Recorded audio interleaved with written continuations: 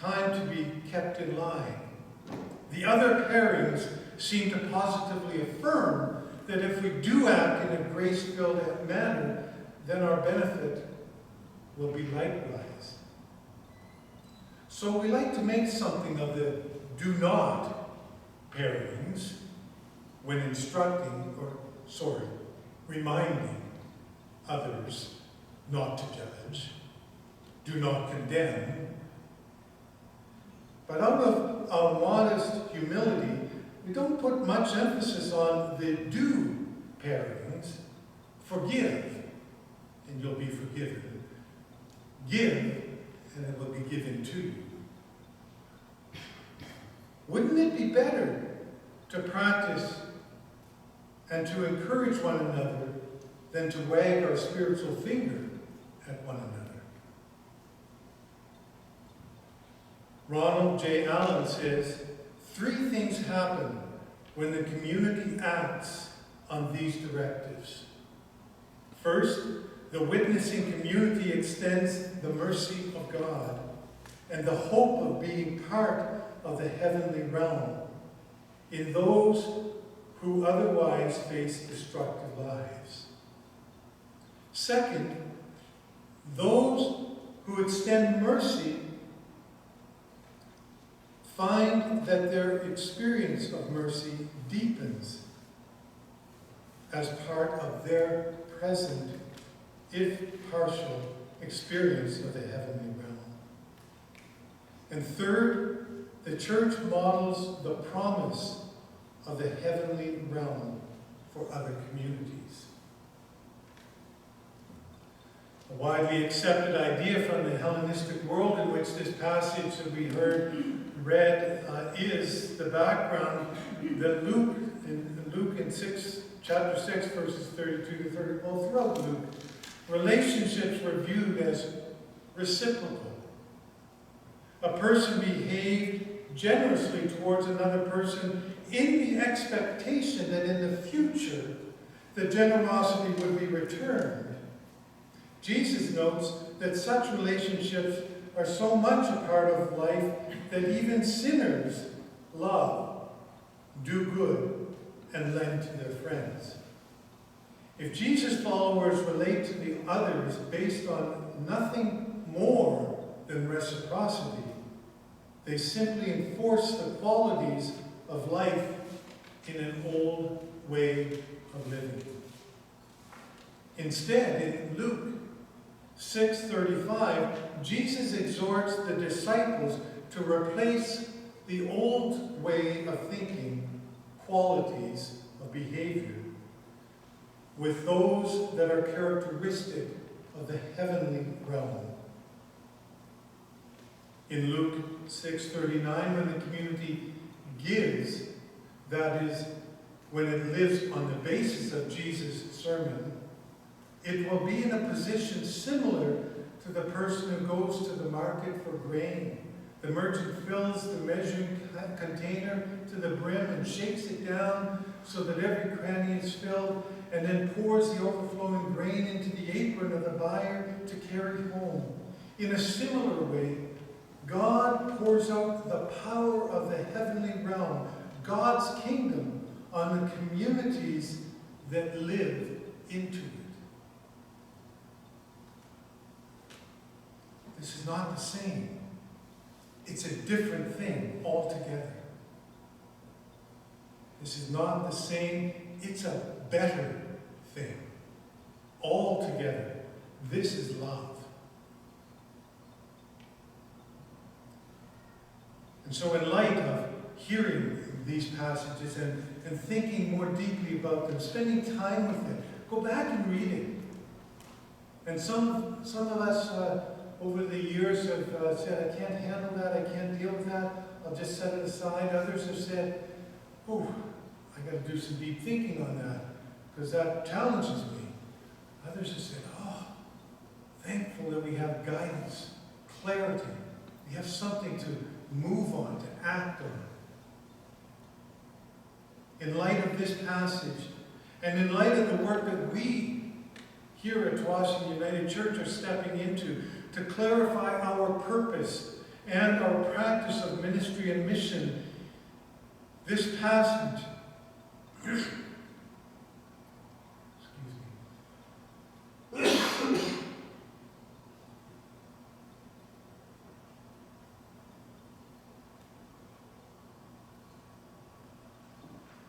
this passage and this reflection seems to be a good place for us to spend some time in contemplation and prayer. A way of beginning that today as we wrap this sermon up, to tie these thoughts together for us.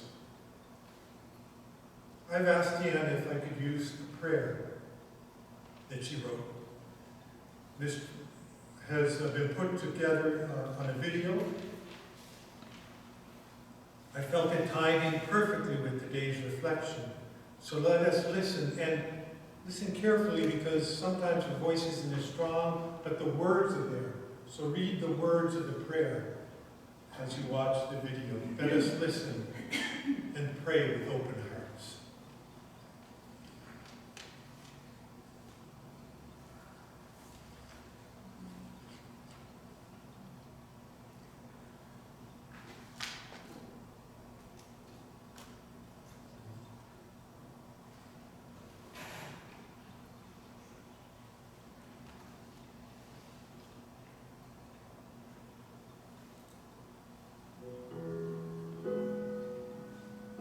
Dear God, now I can hear your small voice through the silence, and we all can feel your present love for all of us.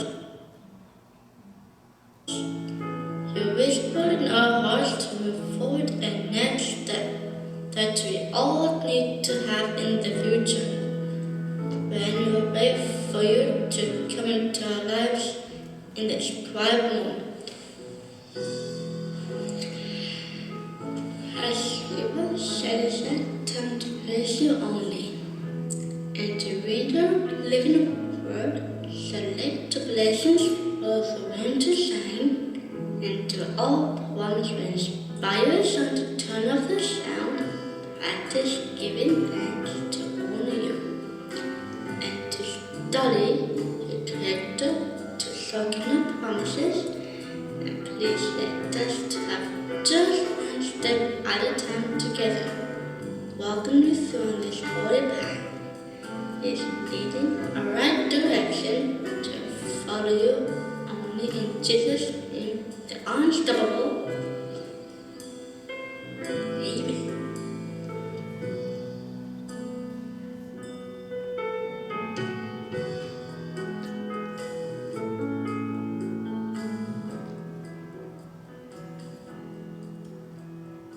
Let us join together in prayer as Carol comes to lead us.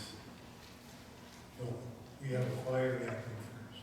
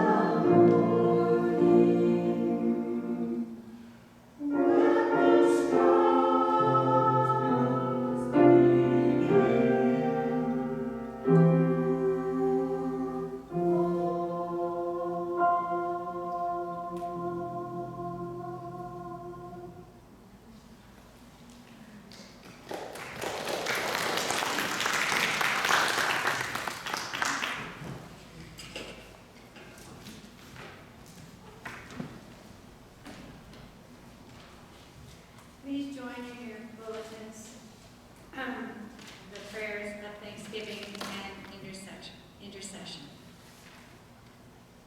God of all life and each life, you created us and set us in relationship with each other in families and neighborhoods, in communities and countries, in cultures and nations.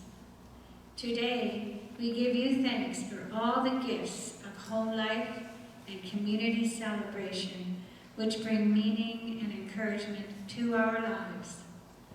Thank you for the blessings we know through the contributions of those who have gone before us. Help us offer what we can to sustain the well-being of our community and country, so that all who make it their home will find security and dignity. God of the whole human family, hear our prayers for your world. God of faith in our future, there are so many pressures we face today, so many problems without simple solutions. Draw near to anyone who is struggling in economic difficulty and all those burdened by challenges to their health and happiness.